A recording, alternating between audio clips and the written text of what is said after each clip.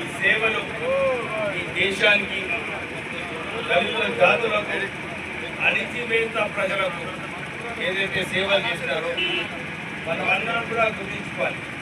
ఈరోజు మనము మన హక్కుల కోసం కొట్లాడుతున్నాము. మనము డెమోక్రసీలో ఉండి మన వాయిస్ ఏదైతే మనం వినిపించడానికి మనకు ధైర్యం వచ్చిందో అది కేవలం అంబేద్కర్ గారు ఆ రోజులలో మనకు కల్పించినందుకు ఈరోజు మనము గట్టిగా మాట్లాడగలుగుతున్నాము. మనము మన హక్కుల కోసము కొట్లాడగలుగుతున్నాము. మన హక్కులు సాధించుకోవడానికి కూడా డాక్టర్ బిఆర్ అంబేద్కర్ గారు మన కాన్స్టిట్యూషన్లో రాజ్యాంగంలో రాయడం జరిగింది.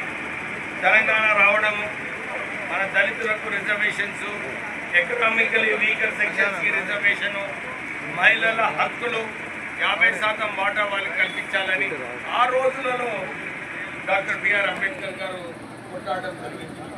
హిందూ బిల్లు ఆ రోజులలో మహిళలకు వాళ్ళ హక్కులు కల్పించాలని చెప్పి హిందూ కోడ్ బిల్ ఏదైతే పెట్టారో అది పాస్ కాలేదని రాజీనామా చేసినాడు మహిళల కోసం డాక్టర్ బిఆర్ అంబేద్కర్. మన కార్మికుల కోసం అనేక పోరాటాలు, అనేక చట్టాలు తీసుకొచ్చింది డాక్టర్ బిఆర్ అంబేద్కర్ గారు. మినిమం వేజెస్ అనుకున్నా, మ్యాక్సిమం వర్కింగ్ అవర్స్ అనుకున్నా, మన అసోసియేషన్స్ పెట్టడము, యూనియన్ కార్మికుల యూనియన్స్ స్థాపించడంలో, హక్కులు కల్పించడంలో మన బిఆర్ అంబేద్కర్ గారు మనందరికీ కూడా సేవలు చేయడం. దాంతోపాటు దేశంలో రిజర్వ్ బ్యాంక్ ఆఫ్ ఇండియా ద్వారా ఎట్లా బడ్జెట్లో నిధులు పేద ప్రజలకు ఎట్లా నిధులు కేటాయించాలి, ఇవన్నీ కూడా ముందు ఆలోచనతో డాక్టర్ బిఆర్ అంబేద్కర్ గారు రాజ్యాంగం రాయడం జరిగింది. మొన్న అసెంబ్లీలో కూడా మాట్లాడేటప్పుడు నేను ఇదే చెప్పినాను. దళితులకు కాంగ్రెస్ పార్టీ చేవల డిక్లరేషన్ చేసింది, 18% రిజర్వేషన్స్ కల్పిస్తామనే మాట ఇచ్చింది.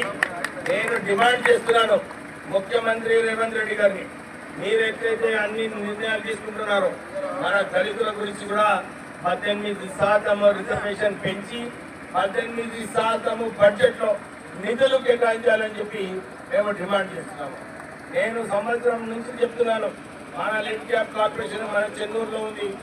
మన రాష్ట్ర వ్యాప్తంగా లెడ్ క్యాప్ కార్పొరేషన్ని దాన్ని మానిటైజ్ చేసి దాని ఒక మంచి సంస్థ చేసి చైర్మన్ పెట్టి ఆ సంస్థను మళ్ళీ దళితులకు ఉపయోగపడేలాగా చేయాలని చెప్పి నేను డిమాండ్ చేయడం జరిగింది. మళ్ళొకసారి ఏదైతే లిడ్ క్యాప్ కార్పొరేషన్ ఉందో, నేతకాని కార్పొరేషన్ ఉందో, మాలా కార్పొరేషన్ ఉందో, ఇవన్నీ కూడా త్వరలో చేయాలి. మీరు మాట ఇచ్చినారు, మీరు ఇప్పటివరకు మాట ఇచ్చిన మాట దళితులకు మీరు మర్చిపోతున్నారు.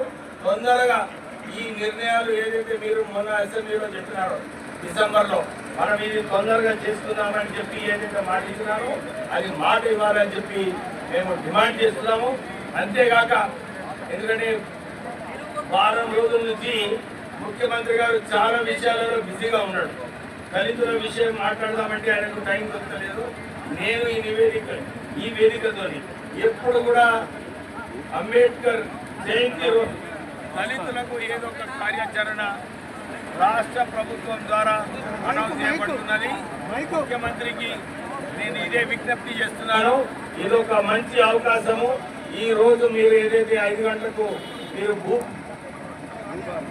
భూభారత్ ఏదైతే ప్రారంభిస్తున్నారో దీంట్లో ఇది కూడా అనౌన్స్ చేయాలని చెప్పి మేము డిమాండ్ చేస్తున్నాము.